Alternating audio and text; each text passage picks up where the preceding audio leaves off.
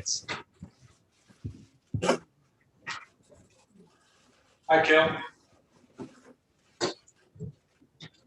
Is there a language on the bottom? We are now live. Okay,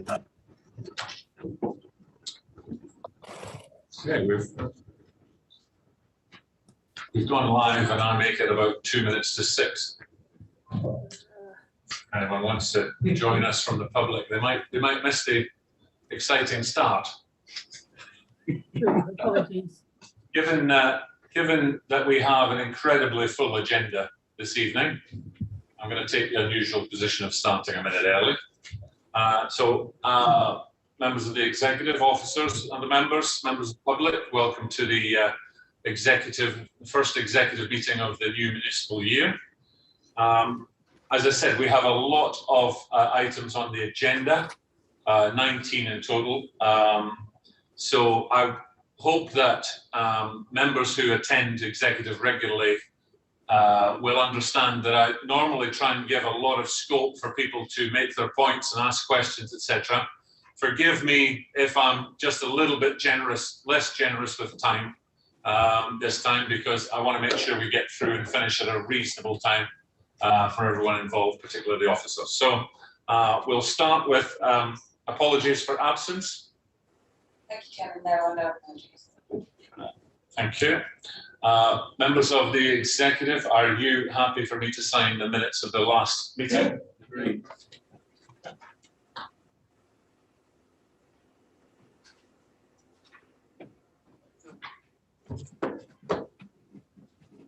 Okay, do we have any declarations of interest in any of the matters we're going to be discussing this evening? Nothing on the exec. Any Councillor Bates? Thank you, Chairman. Under item number 6, petition of Watchmore Nature Reserve, I do know the petitioner in a private capacity because we actually helped to set up a toddler group 3 years ago, which is probably one of the more unusual declarations, but I do know her in that capacity, so I will declare that as a non-pecuniary interest. All right, thank you very much. Any others who would like to declare an interest? Okay, thank you. All right, item 4, questions by members. Are there any questions for myself or the portfolio holders in connection with the executive functions? Councillor Mailvaginam.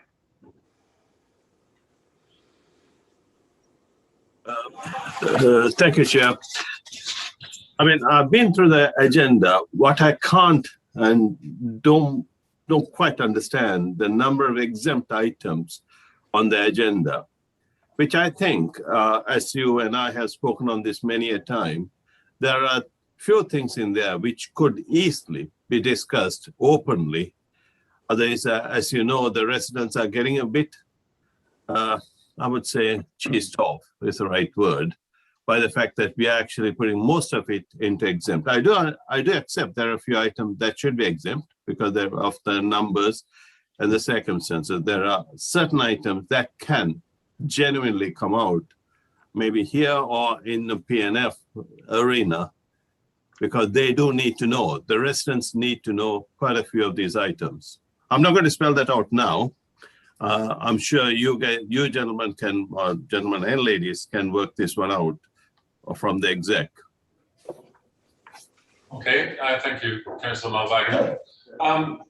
I guess you're right, Councillor Mailvaginam. We have discussed this and we're both on the same page that we would like as much as possible to be discussed in the public arena. And to that end, we either try and do that if there's no commercial sensitivity, whereby the council would be placed at a disadvantage commercially by discussing something that the companies involved would actually be very happy to hear our delegation, our discussion, and to understand what our position might be in a negotiation. So you can understand why we wouldn't do that. But the part B to that is that we will try to release as much information as we possibly can as soon as we possibly can. Okay, so I don't agree at this point that there are items in part 2 that should be discussed in part 1. Okay, are there any other questions, Councillor Bates? Can I ask why item 15 is being put in the exempt? box. I agree about the rest, but that one seems somewhat surprising. Item 15, public realm. I think there's a case to be made there for us to be able to have a discussion about what has happened, where it's come from. It involves fees that we're paying to contractors, etc., which I think may be disputed, and what we want to do about that. And also, as you know from the paper, that it's intended, the recommendation is that it's put to P&F, where I would expect that discussion to be happened in public once we know where we stand commercially. Councillor Malvagina.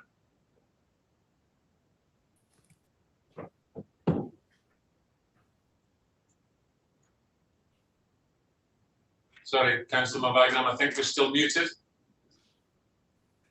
Apologies, Chairman. Even item 14, I believe, should not be exempt because it's a project that's been going on for some time. And it's a project the exec had signed off and the council is aware, or the previous council was aware of it. And if there are issues within it, I think we should be open and honest about it to the residents, because they are the council taxpayers and they should be aware of it at this stage. I do not see why that should be exempt. Okay. I'm not sure what you mean by, you are talking about the leisure centre update, right? Item 40, yeah, you are, okay. So I'm not sure what you mean by this has been in the public realm for years. Obviously the building and financing of the leisure centre has been in the public realm for years, but this is a new item which probably of all of the items in the exempt, you would probably have this as number 1 and number 2 as commercially sensitive, because it affects a negotiation which is currently ongoing of a contractual nature. So I think, I'm afraid I can't agree that number 14 on the leisure centre update should be in the public domain. Okay. All right. Okay. Okay. All right. Any other questions? Okay. Thank you. Right. Item 5. Report on stage 1 feasibility study for the Watchmore Nature Reserve, looking at Egyptian Travellers site. Councillor Page, here's your paper. Thank you very much, Chairman. You'll remember back the executive will in last year in September, we agreed to undertake a feasibility study to explore the possibility of delivering Egyptian Traveller site on land at Watchmore Reserve. This is land that we own and control. This report outlines the key findings of the work undertaken to date and the next steps. You will be aware, and those of you that come to the local plan group will know that we have a considerable unmet need to provide sites for gypsies, travellers and show people. And in 2019, we identified a need for 35 new gypsy and traveller pitches and 12 new travelling show people plots in the borough, and that should be delivered over the next 18 years. With 24 plots needed in the first 5 years for gypsies and travellers, and 8 plots needed for travelling show people, and there was some urgency to provide this. Without this provision for the gypsies and travellers, our local plan is likely to be found unsound and examination by the planning inspectorate. So the local plan working group considered a report by officers that looked at sites owned by the council to consider the suitability for them to become gypsy and traveller accommodation. Sites considered range from areas of highway verge to indeed public parks. Of these, 3 were looked at in more detail, having met a sort of shortlist. And 1 has since been granted planning permission for 2 pitches, and 1 is severely impacted by contaminated land issues. on adjoining land, which a considerable amount of remediation work and cost will be involved. So the third site was Watchmore Reserve, which is out by the Blackwater Valley and quite near the Sainsbury's development on that road. So I can tell you that I'm not going to go, I'm conscious of time, so I'm not going to go into a great deal of detail, but we looked at 5 key issues identified on the initial feasibility work. And we were helped by Councillor David Lewis, who was very eloquent in giving us some information about the Watchmore Nature Reserve. But in summary, these are the ecology of the land contamination, flooding and drainage, air pollution, noise pollution, and some legal constraints with articles that are on that particular piece of land. So in short, to do any further work, we would be looking at a cost of 50k to look at some of those things. And in actual fact, the costs will increase should we go further with it. So I believe, and the officers that worked on this believe that we should call a halt to looking at this piece of land. That's not to stop us in the local plan group looking for further sites as we go forward and hoping that land may come up in the future. But our recommendation tonight, Chairman, is that we agree that in the light of the issues identified, no further work be undertaken on the use of land at Watchmore Reserve as a gypsy and traveller site. So that's the nub of the paper. Okay, thank you, Councillor Page. Can I just be clear? You mentioned that if we don't go ahead or we can't find enough gypsy and traveller permanent pitches, and you were looking at 32 or 24 plus 8 in the next 5 years, the local plan would be found unsound. I understand that's basically a free-for-all for developers then, is that right? Well, it's not necessarily a free-for-all developers, because obviously our planning team would look at each and every application and look at constraints around that piece of land. But it would make it easier for developers to try and put through an application, and it would make us it would be more difficult to defend. Thank you. So we have the recommendation. You're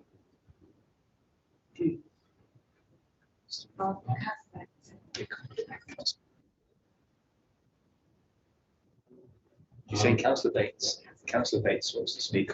Okay. So just the shock on my face is that we've lost the pictures for the there you go. Right.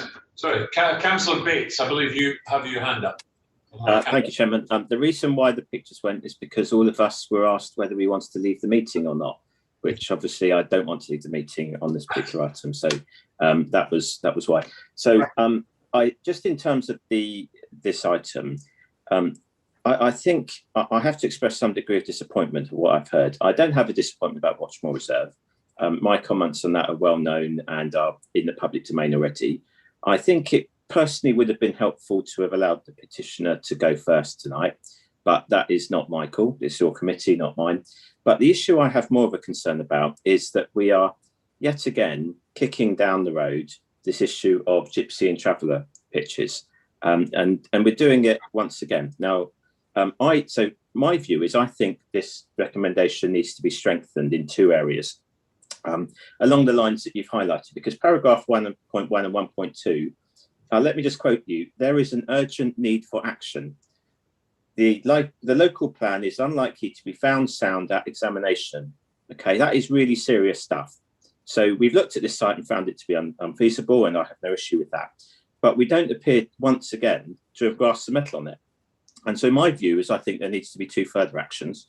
And the first one I would want to recommend is that officers, as a matter of urgency, make contact with Surrey County Council, Accent, the Ministry of Defence and all major landowners in the borough to identify all possible sites and report back in the next 2 to 3 months. And I know that's tight, but this is needed quickly. we've had 9 months to do this and we haven't, for whatever reason, or at least there's no report on it today. And the second thing, which you've just alluded to, I'm glad you've raised actually, is I would encourage the executive head or the appropriate senior officer in the circumstances to write to all councillors to identify the legal and financial risks to this borough of failing to identify sites and having an unsound local plan, because I don't think councillors have cottoned onto it yet. We still are kicking this can down the road over and over, and I think it needs to be clarified to all councillors that this isn't a matter that once again we delay, that once again we do nothing and let this community down, that we actually do proactively, including councillors, I have to say, go out and find the sites, linking with other agencies, because we have to. Bluntly, we haven't done it for well enough, and sadly we've got the situation that we have. So I would encourage those 2 actions to be added to the recommendation. Thank you, Councillor Bates. I know that a huge amount of what your first suggestion was about contacting county, MOD, DIO, etc., is that was the, as you can imagine, that was the natural where we went to. All right, those discussions have already been happening. I have to say, without much progress being made, county are not particularly forthcoming with any particular land that they would like to identify, although we do have a borough councillor who is working very hard on that, as because he's a dual hatter. But we're not getting a huge amount of response from county, even less from MOD, DIO. Right? I don't think they have a particular interest in giving up land at all.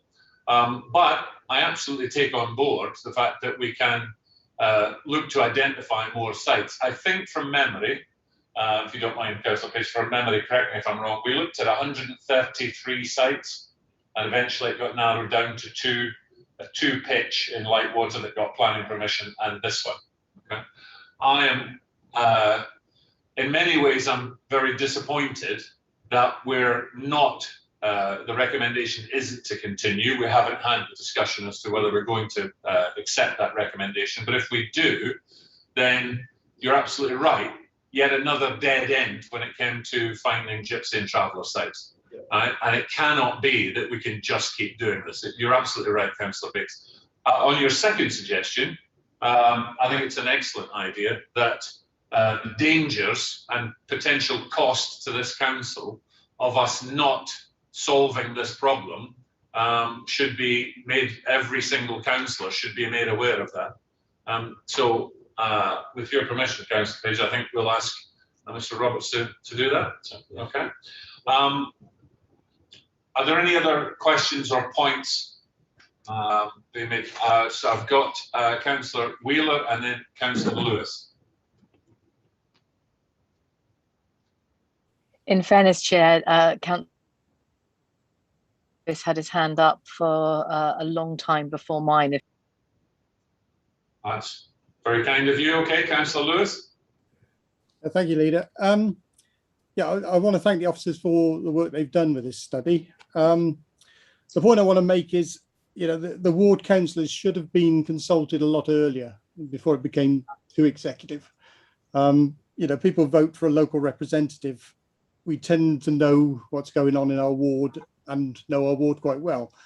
And quite frankly, I think you'd have saved money and time if I'd been allowed to give a site visit to the officers and those doing the voting and actually showed them the site to start with.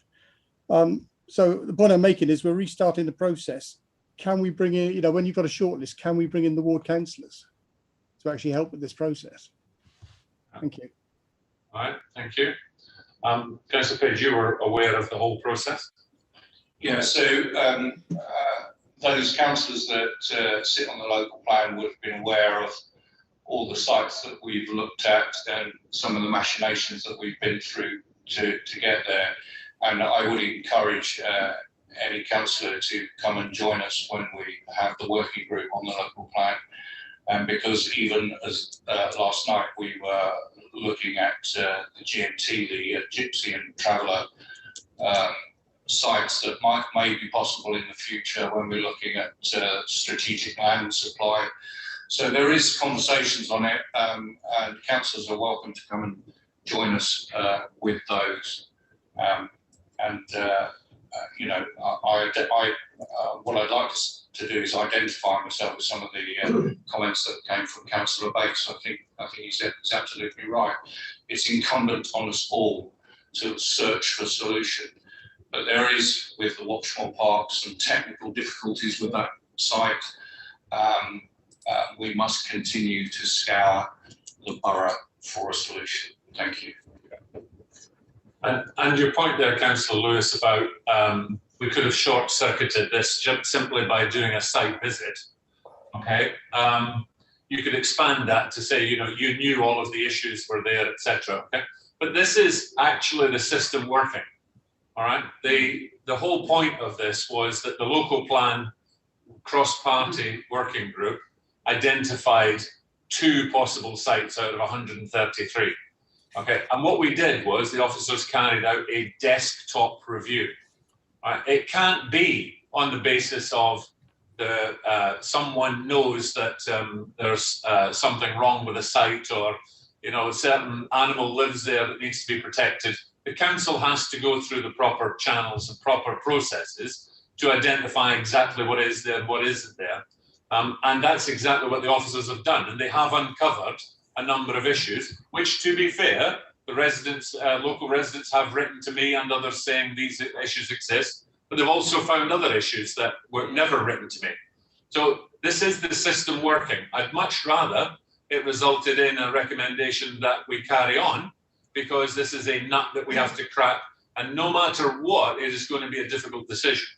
But the recommendation is that one that's before us right now. So I'm not sure we could have just taken the local ward councillor's word for it. The desktop review had to be done. Okay, Councillor Wheeler. Thank you, Leader. So I suppose my first point is based on revisiting the Gypsy and Traveller Accommodation Assessment final report. So the last time, certainly the most recent one I can find, was completed in 2018 by the borough. I don't know how frequently those reports are addressed and looked at. But I think that there would be some benefit in updating those reports. I think the other thing that we need to look at in consultation with this is twofold. First and foremost, we need to do better engagement with the wider community within Surrey Heath. I'm sure, as certainly all of my fellow councillors know, the wards that I represent 100% of the Gypsy, Traveller, Roma and Show People sites that we have within the borough. And we get along okay. And I think there is a lot of assumption within the settled community that having a Gypsy, Traveller and Roma site causes a problem.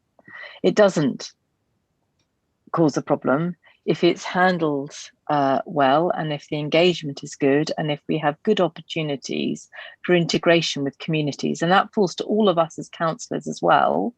I don't know how many of you have engaged with what is probably settled Gypsy, Traveller and Roma people within your own communities, but I would urge you to do so, and I would urge you to consult with them. And the other thing as well that we need to address, I would say very rapidly, and we do need counties' involvement in this, is I know the overcrowding that occurs on pitches, and I think we have a duty of care to deal with that as quickly as possible. Because quite frankly, if you read the recommendations for the separation between the permanent living accommodation and the mobile accommodation and the vehicles that are on our pitches, we're overcrowded. And that to me presents a particular fire risk apart from anything else. So forgetting the fact that it is not healthy for people to live in those environments, we're letting those communities down, and we need to do something very widespread about this.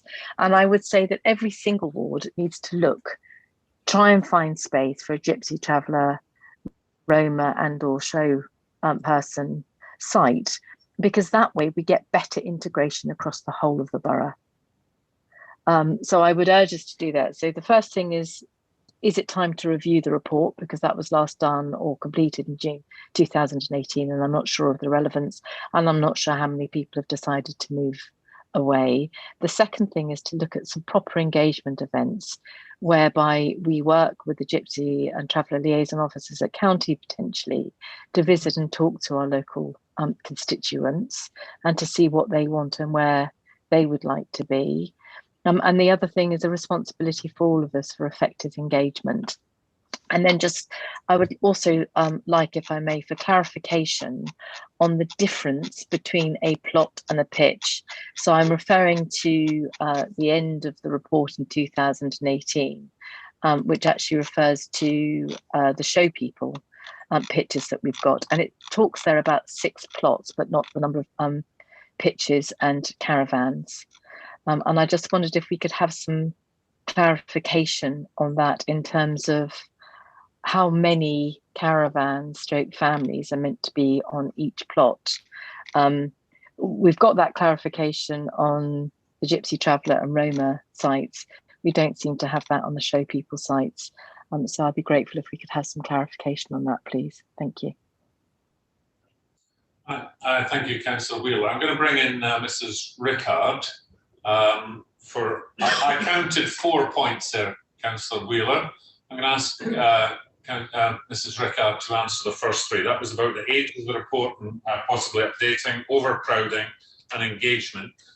Pitch versus plot, I think, is something that can be taken offline given how much we've got an agenda this evening. And I'm happy for Mrs. Rickard to contact you directly and let you know, or let everyone know.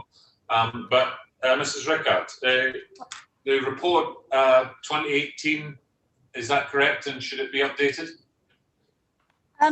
We can update, but the reality is that any report that we update is not going to show less need, it's going to show more need, because the numbers have steadily increased. And our major problem is overcrowding, and those families have nowhere else to go. But we could certainly do an update. Would suggest perhaps not this year because there's a fairly full work programme, but certainly we could do a quick update next year. Overcrowding, as I've mentioned, there is overcrowding on the pitches, mainly because of the policy of doubling up in the past. So most of the need is actually to address existing residents within the borough. We're not talking about new people moving in. We're talking about these are our residents. They are overcrowded and they need rehousing onto new pitches.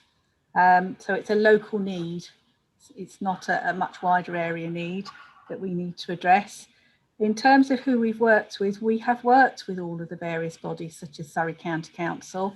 And so, for example, if we manage to identify a new site and come forward with a site between 12 to 15 pitches, Surrey County Council will happily work with us on that, and we will work with them to address traveller need in the same way as we have done with other organisations. So please be assured we have done that, and we have worked with the traveller community. We employed consultants who specialise in working with the traveller community to make sure that they are fully engaged in this work.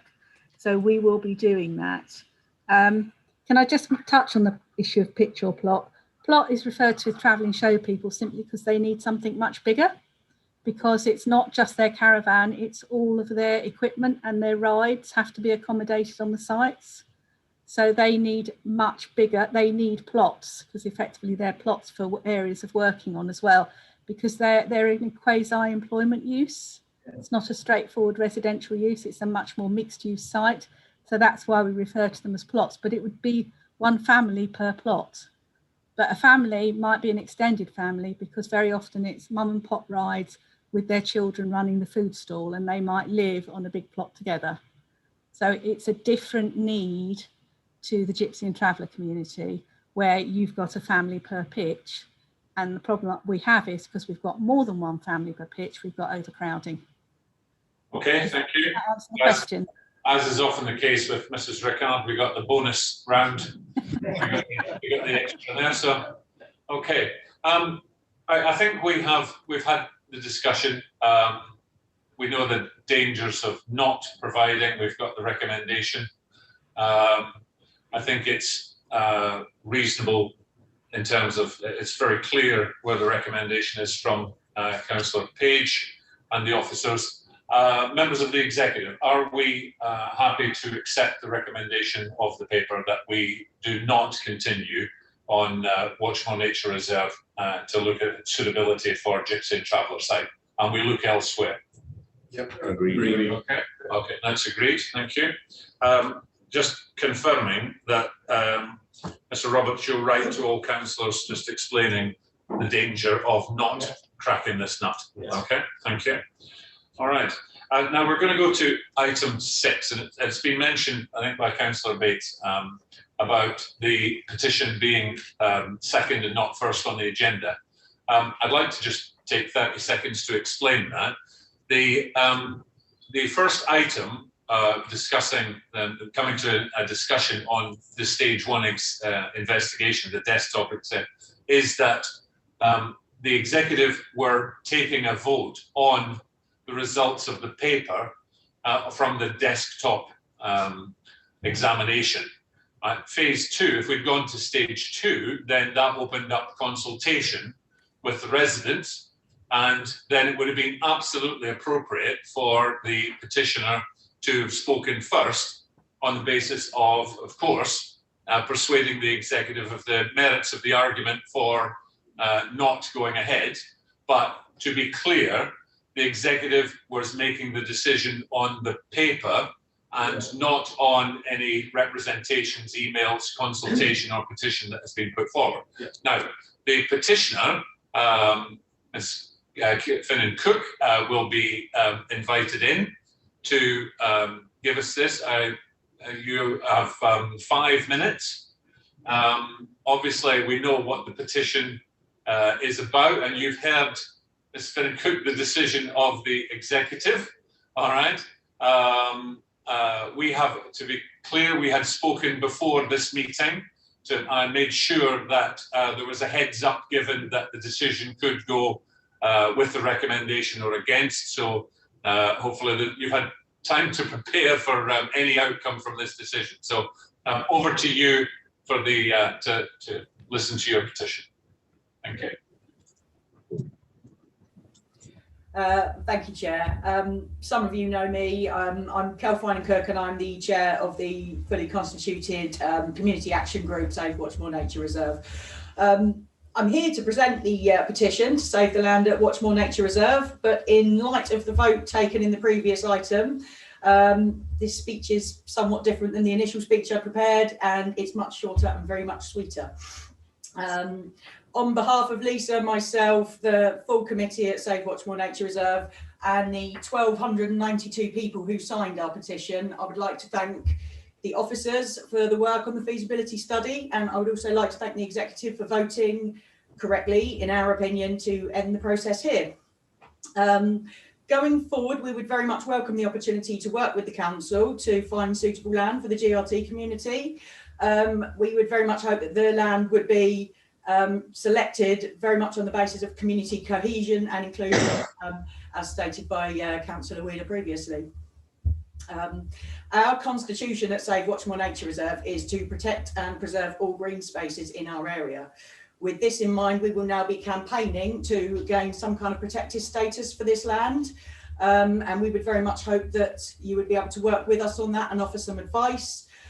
Because what we don't want is for the local residents of Watches and St Michael's to suffer the same level of anxiety that they have over the previous year waiting for this result to come through. Thank you very much for your time. I guess, Gail, that was a very, very different speech from the original one you had planned. It's much shorter, Alan. Okay, right. Well, thank you very much for that. Thank you for organising the residents and doing the petition. Okay, as you know, I welcome any participation in the democratic process, and there is absolutely nothing wrong with residents letting us know what it is they feel and we should be doing. Okay, so thank you very much for that. Now there are. Again, we're in a slightly unusual position here, but there are 3 things that we can do. We can take the action the petitioner requests, we can not take the action requested and give you the reasons why, or we can commission further investigation. All right. I think we're going to sum it up as taking the action that the petitioner requests, because that's what we've taken in the previous decision. And I think Councillor Jennings-Evans, in terms of the petitioner looking to work with the council for looking for any kind of protection for green space, etc., I think that comes under your portfolio. Would you be happy to work with the petitioner to see what needs to be done? Absolutely. Okay, so we'll do that. And finally, we will give you written confirmation of our intentions. Okay, so thank you very much for what you've done. All right, moving on to item 7. 5-year strategy, 2021 update.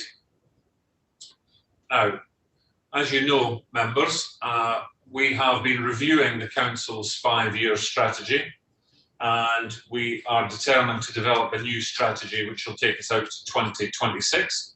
The timescales for the preparation and consultation phases are laid out in 2.2, which takes us through to the end of this year.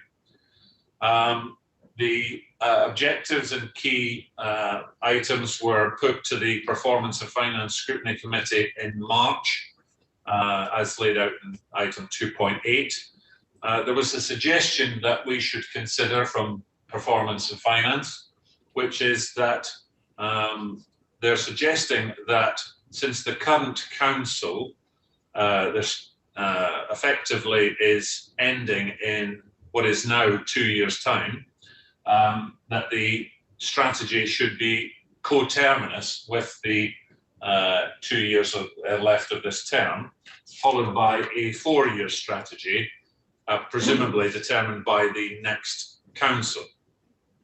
Now, the reasons for us having a 5-year strategy, I think, are multiple. The strategy doesn't change overnight, as we know, when a new administration takes over.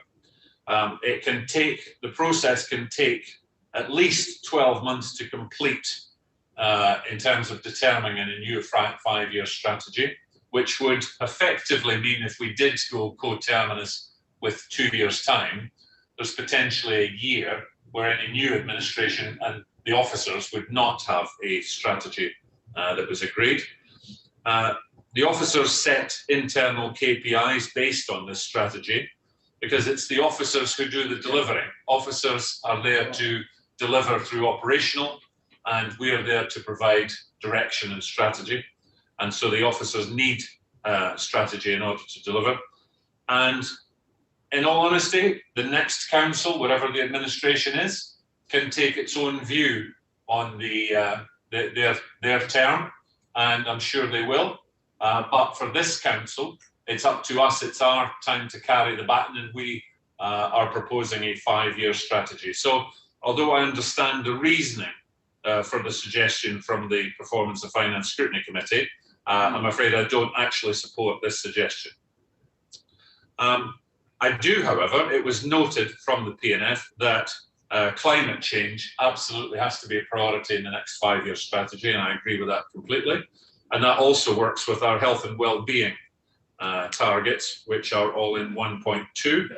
The key themes, again, in 1.2, it absolutely has to be borough-wide. I think the council has been criticised in the past, with actually some merit to those criticisms, that the council has been Camberley-centric. And I know that this executive and this administration is absolutely determined that we are to be less Camberley-centric. We can't take away from the fact that Camberley is the kind of the powerhouse financially of the borough, but absolutely we are Surrey Heath Borough Council, and we need to be determined to improve across the whole borough. And I think that's mentioned significantly in this. And finally, the other recommendation is a cross-party task and finish group of 7 members be put together to input to the strategy, steer it, and analyse feedback that we get.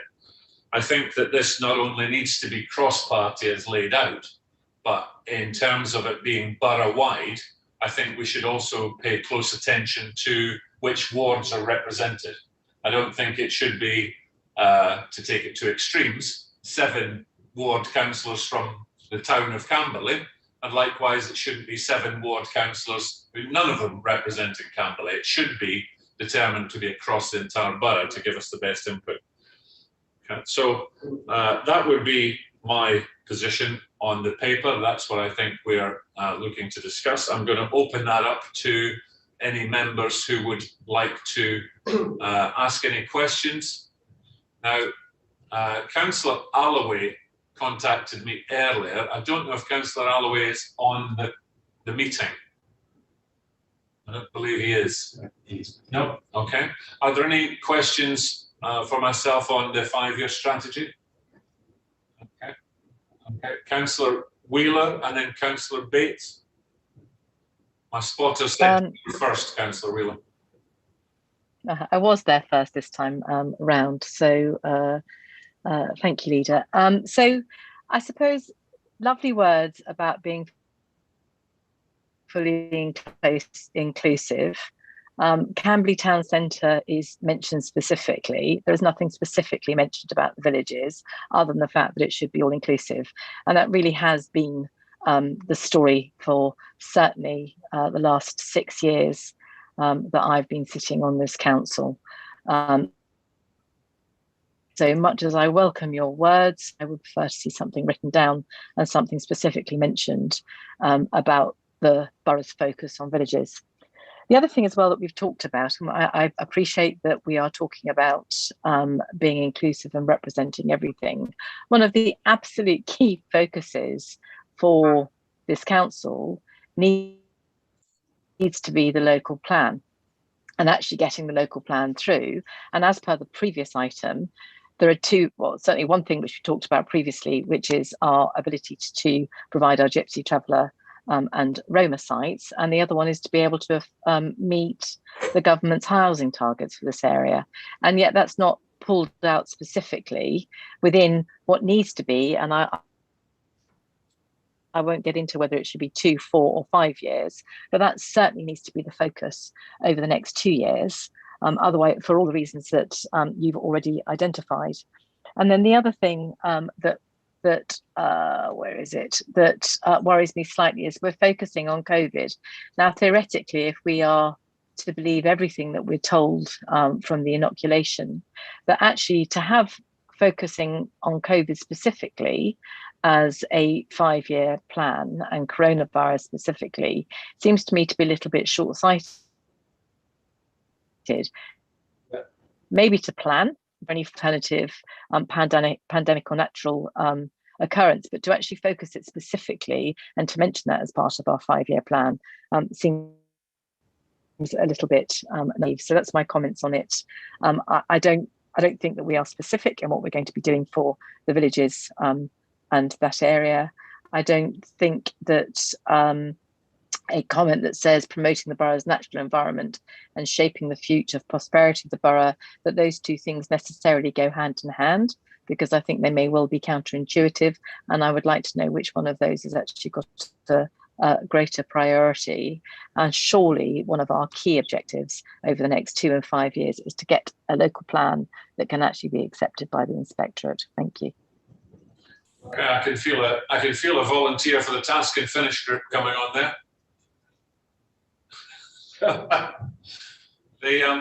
Just taking, as often is the case, Councillor Wheeler, I'm going to try and take those points one at a time. All right. You're right. Camberley is specifically mentioned once in 2.9. I think it says about maximising Camberley's throughput in terms of development. And you're right. It doesn't actually use the word villages. If you did a search on the paper, the word villages is not typed there. But it does mention the whole borough something like 9 times. Yeah.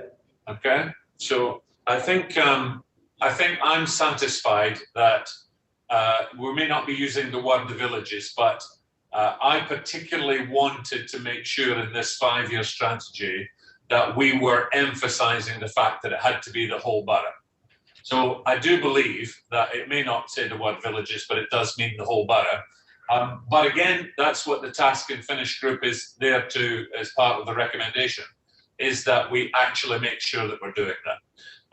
I think in terms of COVID, you can look in the short term and say, well, you know, as you say, if we're to believe what we're being told by Her Majesty's government, that the vaccinations and we're coming out of it and we've got the roadmap, etc., you could say that COVID may be a memory 12 months from now, and therefore why is it in a 5-year strategy if it's only going to be a 1-year issue in that 5 years? I think we're trying to take a much broader view. COVID has accelerated many, many trends, and in fact has gone a long way towards almost destroying other trends. So retail, as you know, is going to be very, very different. Mixed offices, hot desking, transport is going to be different. Are people going to be going up to London and packed in trains, etc.? There's going to be a lot of, I'm not going to say fallout because it could actually be positive from it, but I do think the building back better from the COVID pandemic should be part of our thinking, but not in the smallest terms of it just being about the infections and how we cope with that. And you're right about housing. Housing, of course, needs to be in there, and Gypsy and Traveller and the local plan. Those are things which, if they're not mentioned specifically, then you're absolutely right, they should be. But again, the task and finish group, this paper is primarily about identifying the timetable, agreeing that we're going to go out to consultation as in Annex A, taking on board, if we can, the Performance and Finance Scrutiny Committee's comments. The key themes, of course, is where you're talking about 2.9, 2.10, and establishing the cross-party task and finish group. So I think there's enough in terms of the paper for us to make this a good start, but taking your points, we're a long, long way from the finish line yet. Yeah. And Councillor Bates? Thank you, Chairman. I'm going to make 2 points, one where I disagree and one where I'm really pleased. I continue to disagree with the argument that you've made regarding a 5-year plan and the suggestion that a new council will come in and they need longer than 12 months. I have to say, looking around the country, in light of the recent elections that have taken place and a number of change of authorities, they're not waiting 12 months, they're not even waiting 12 days. They're getting on with it now. Their first meeting, they're making changes, and they're fully entitled to do that. And indeed, the public would expect them to do that. They've just been elected. So I don't agree with doing a 5-year plan. I accept that is your decision as an executive, but it isn't one that I support. However, on a more positive note, because I do believe in giving praise where it's due and commenting accordingly, I am very pleased to see that you are doing a cross-party task and finish group. I don't intend to join it for the reason I've just given, but I think the point and the principle is very good. Having been a long-standing councillor, we have not had that opportunity before. Now, except that the party numbers are different. But nonetheless, every councillor is elected to serve their community, so every voice should be heard. A governing party may take the final decision, but other councillors should have the opportunity of feeding into that. So I applaud that initiative. I think that is a very good one. And I also agree with the idea that it is linked with the medium-term financial strategy. Now, let's say, leaving aside the timings of that and the years, it is a good idea to link the strategy with the finances. So I applaud that. So one disappointment, but 2 areas I wanted to praise. Thank you, Councillor Bates. Okay. I'm going to move on to the, Councillor Malvaginam. Again, sorry, if it can just be a quick point. Thank you, Chair. As you would expect, I don't agree with your with the administration's view of doing a 5-year plan, because the world is changing, like you said. The world will continue to change over the next year, 2 years, and 3 years. And as far as the administration changes, that's up to the people of this borough. I'm sure they'll make the wiser choice next time. Having said that, I think we should seriously reconsider. The administration should reconsider this adamant posture you have taken of having it for 5 years, because it's 3 years is much more realistic, because the world is changing. World is literally changing in front of our eyes. 5 years will be cuckoo land stuff. That's my honest and sincere opinion. As for the rest, I'm happy with the task and finish group, etc., etc., etc. Thanks. Okay, thank you very much. Okay, I appreciate your comments. Okay, members of the executive, we are asked to resolve the timetable for the preparation of the new 5-year plan, the proposals to public and partner consultation, comments to be considered from the PNF, key themes for inclusion in the strategy to be noted, and a cross-party task and finish group to be appointed. Are we in agreement? Agreed. Agreed. Thank you. Okay. Item 8, bid collectively Camberley renewal 2021. Councillor Dugan. Thank you, Chair. So this is the third time the council has been asked to consider how it will vote for the Camberley Town Centre Business Improvement District. The vote's actually currently underway, so it really is very timely. We need to make a decision so that our vote can be lodged. The paper, and very colourfully, the excellent brochure that Collectively Camberley have produced, I think outlines very well the benefit that Camberley Town Centre gets from the bid. Some of the stuff I think, we all know about: the car show, the rooftop theatre, the Christmas lights. In fact, it seems to me that this, and I'm, as a town centre resident, that there's something on almost every single weekend. It drives, these events drive footfall into the town centre. But at 3.1, it also points out some of the stuff that I think's unseen but equally important: the town centre radio scheme, the pub watch scheme. The paper also outlines what it would look like in the event of a no bid. So the funding, £220,000 a year, plus another 32,000 that the Collectively Camberley raises,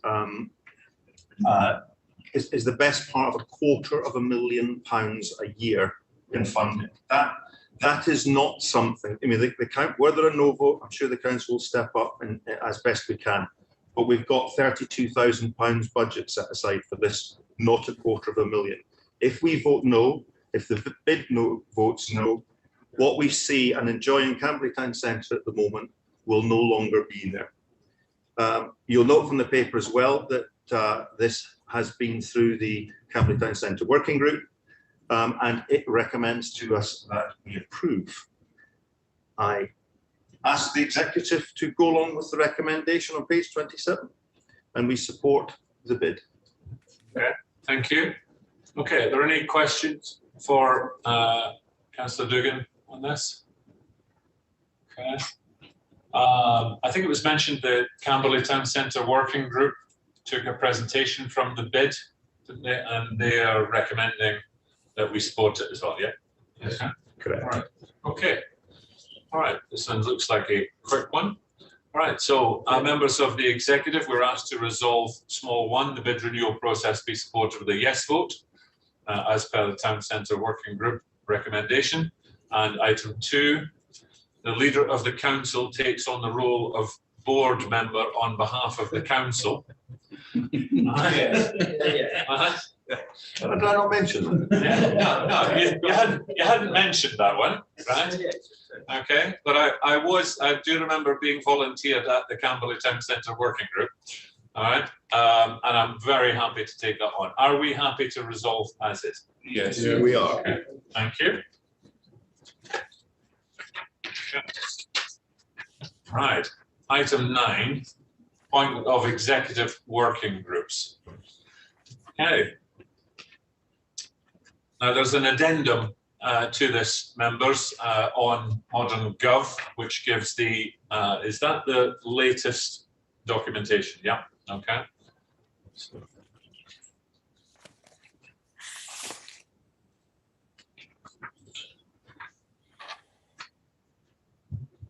All right.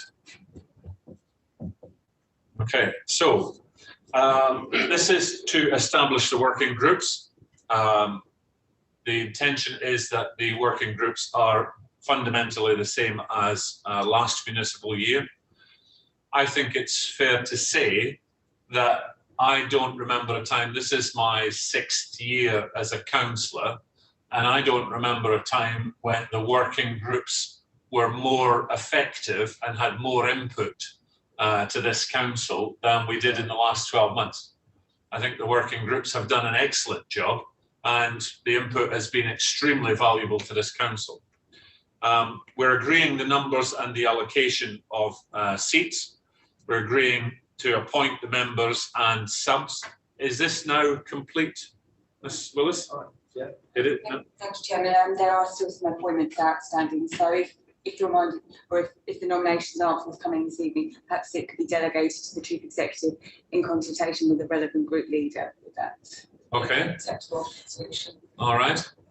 So it's not complete in terms of not every group leader has identified who will be on their working groups, but with your agreement, Executive, I'm happy to delegate that to the Chief Exec to finalise. Okay. All right.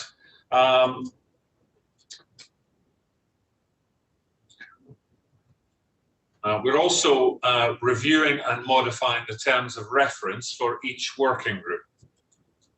Now, as I say, the working groups have become much stronger, but in some cases, the terms of references have really lagged behind what we want from them. So in no great detail, but just giving you an outline, the Camberley Town Centre Working Group, it was originally constituted that it could only have town members on the working group. That to me doesn't make sense, because people from across the borough could have input to Camberley Town Centre. And just as a matter of quid pro quo, the Villages Working Group does not say that it can only be Villages members, so potentially Camberley Town Centre ward members can be on the Villages one. And we've also broadened the terms of the Camberley Town Centre Working Group to include more of what happens in the town. Climate change as is. Community Support Working Group replaces the Poverty Working Group, and it now takes the role of a steering group over borough-wide community groups, tackling poverty. Equality was strangely limited in its terms of reference to the LGBTQ plus community, and it is now broadened to include all groups that can be discriminated against, as is laid out in law. A local plan as is, but is subject to finding more gypsy and traveller sites. And the Property Investment Working Group has added monitoring functions after we have now taken the decision, and it's happened, at the onshoring of the JPUT. So those are the changes. I'm happy to answer any questions. Oh, Councillor Mansfield. Thank you, Chair. Can we just also emphasise the new community support working group that's to be set up as well? Yes, because yes, as the partnership between ourselves and Runnymede, okay, and at the suggestion, or at least the strong request of Councillor Bates and yourself, that we set up a board between us and Runnymede to oversee that project. Have we now identified you as portfolio holder on that board? Have we identified who your other member of the board from Surrey Heath is? As of yet, no, Chair, but we have some recommendations. We'd like to approach those councillors once this has been agreed. Okay, thank you. All right, so again, that's another part of needs to be done. Okay, so for item 9, if there are no questions. Councillor Malvaginam. Oh, sorry, Councillor Malvaginam. Thank you, Chair. I must be off your screen. I'm actually concerned that the climate change is still a working group. As you know, we are having COP26 in this country, and I strongly believe, or Lib Dem strongly believe, that this should be a committee now, which sort of with high recommendations. That's a subtle difference between being a working group and a committee. I strongly believe it should be a committee. I think that I believe the administration should think about creating a committee rather than keeping it in a working group.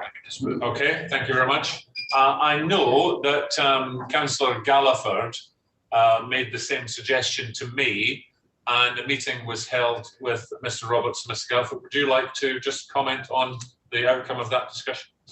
Thank you, Chairman.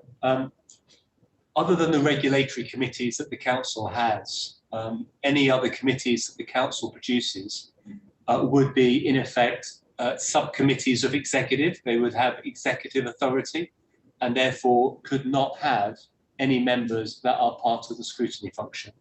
And so in my discussion with Councillor Galliford, that was not the outcome that she had been looking for. Yeah. Thank you, Chair. Okay. Thank you. Okay, Councillor Malvaginam. Maybe the CEO and I could have a conversation to see how to overcome this, because climate change is a big issue in the country and around the world, and keeping it as a working group may not be the right way to keep it going forward. If I can arrange to have a chat with the CEO.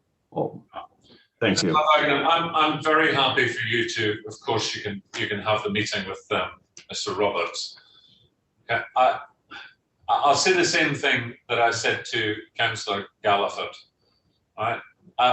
It disturbs me when we have discussions about things which are, for me, more about presentation than they are about substance. I don't believe that this council would give a committee any more emphasis or any more importance on climate change than we do as a working group. Right? As Mr. Roberts has said, it would have to go through pretty much the same process. And yes, we get to claim that we have a committee instead of a working group. I would personally much rather we focus on the outcomes that are coming from that working group, which I think we unanimously agreed were excellent. I think, I can't remember, was it 60 recommendations? We agreed to adopt 100% of them without modification because they were well thought out, exactly the kind of things we should be doing. And the officers are now working on implementing those items. So for me, I'm afraid, and this probably won't come as any surprise to you, Councillor Malvaginam, that I disagree that it's a good use of our time to be worrying about whether it's a committee or a working group other than presentation. And I think we should concentrate on the outcomes. And Councillor Galliford, given that I've been talking about you, I'm very happy for you to comment. Thanks. I've got to rush off in a second. Yeah, I mean, I think as far as the committee is concerned, it's obviously more visible to the public. And this was an issue that I had in conjunction with everything else. And, you know, if we are able to publish the working group papers more quickly, I think that would be extremely helpful. I think that's a good point. There are times when the minutes of working group, any working group, can come out quite a substantial amount of time after the working group. So in actual fact, perhaps it would be a good idea if Mr. Roberts was to look at setting some kind of KPI on whether minutes would come out. Now, in private sector, of course, or where I'm from, principally, they come out very, very quickly. But I know they don't have to go through all of the hoops that you have to put them through before they can come out. So I wonder if we could agree that there'll be a kind of a set time for papers to come out as standard. Okay. All right. So executive, we are asked to resolve the working groups for the municipal year are appropriate, determine the number of seats and allocations as is laid out, appoint members and substitute members, with the exception, as we've just made, that Mr. Roberts will agree with the group leaders, their final appointments, and adopt the terms of reference for each of the working groups. Are we agreed? Agreed. Okay, thank you. Okay. Item 10, appointment to outside bodies. Again, there's an addendum showing this. There are two types of outside bodies. One where only executive members can be appointed, and the majority where it's open to all members, and those are shown in Annex A on the table. Again, Ms. Willis, are they complete? Thank you, Chairman. These are, so the nominations that have been published are the ones I've received to date. So as you see, there are quite a number of vacancies. Okay. I see we have group leaders on the thing.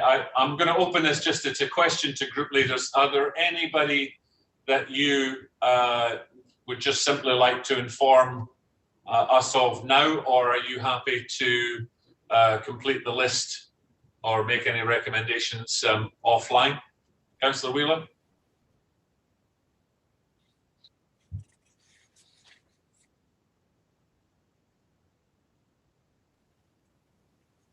I don't know if people can hear me or not. Yeah, we've got you now. Yeah, okay. I was going to say we have a group meeting tomorrow, and we will complete the list and come back following that group meeting. We just couldn't get everything fitted in time, I'm afraid. Okay, thank you. Okay, and as I understand it, if there's outside bodies and we do not have names, then we just simply don't put people to those outside bodies. Okay, all right. So, Councillor Mavagina? We will do the same. We'll come after this meeting. Thank you. Okay, thank you. Okay, do we need to make any? We have an existing one. Sorry? Yeah, thank you. Just to confirm that the Chief Executive does have an existing delegation to appoint after consultation with group leaders. So right, okay. Okay, so we don't need to make any changes. Okay, so members of the executive were asked to resolve to make appointments to the outside bodies as listed in Appendix A, and that attendance by the appointed members at meetings of the bodies listed at Appendix A be regarded as approved duties in accordance with the members' allowance scheme, which is to do with, of course, expenses should people wish to claim them. Are we agreed? Agreed. Okay, thank you. All right.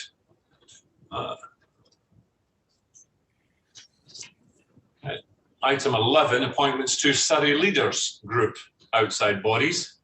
All right, this is where we have 4 nomination, or the ability to nominate to 4. High Sheriff Youth Awards, Surrey Civilian Military Partnership, Surrey County Council Pension Fund, and the Active Surrey Board. These are nominations where the boards themselves vote on who they wish to join. We only have one nominee for the Surrey Civilian Military Partnership, Councillor John Skipper, which is a case of completing the form and sending it in. Okay. Are there any other nominations that we have? It's just those 3, just that one of the 3, right? Are there any from the floor? Councillor Jennings-Evans? Yeah, the Surrey Active Board, is that still running? Because I used to be a representative on that and it was closed down.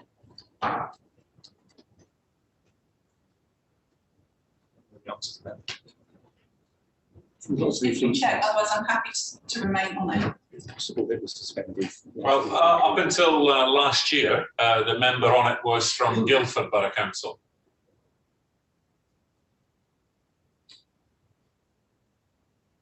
I've checked. Because I was hoping that if anybody was on them already, I was going to strong arm them to stay on them. But there wasn't anybody to actually strong arm. All right. Well, over. Sorry, where we go? Oh, Councillor Garrett. I'm happy to look at the High Sheriff Youth Awards scheme if there's still a place there, and okay. I look like in completely relevant forms. Okay. Right. So we now have potentially 3 of 4. Councillor Garrett nominated for High Sheriff Youth Awards scheme. Councillor Rebecca Jennings-Evans for the Active Surrey Board, and Councillor John Skipper for the Surrey Civilian Military Partnership. I can't believe that the Surrey County Council Pension Fund is still hanging. I honestly would have thought that would have been snapped up. No. Councillor Mavagna, I mean, it sounds like that's right up your street, that, pension fund. No. Okay. All right. With those three, the recommendation, the executive is advised to make any nominations to those outside bodies as listed in Appendix A. Are we agreed to do so? Agreed. Okay, thank you. Still no takers for the Surrey County Council pension fund. Okay. Right. Sorry, Chairman. I shouldn't have just waved at you. My sincere apologies. I'm unable to take the offer because that is too much even for me. Thank you. I did take your waving frantically in the no mode as being a generous turn down. Okay. Right. Okay, that brings us to the end of part one, where we are, the executive is advised to resolve that under Regulation 4 of the local authorities, Regulations 2012, the press and public are excluded. Are we agreed? Agreed. Thank you very much to members of the public who've joined us.